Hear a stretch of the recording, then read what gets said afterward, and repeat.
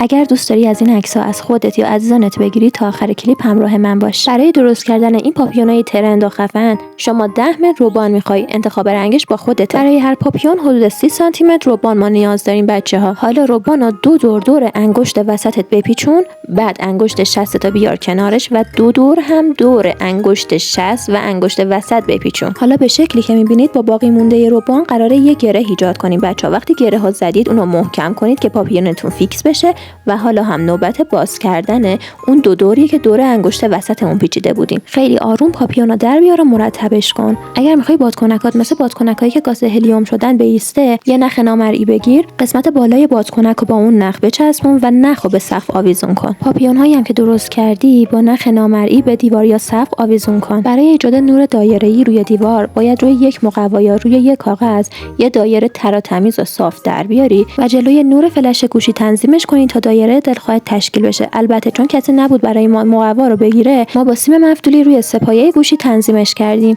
نتیجه میشه چیزی که داری میبینی. این بک‌گراند ساده رو خودت بساز، باش کلی عکس و فیلم خوشگل تو روز تولدت بگیر. دوستتون دارم.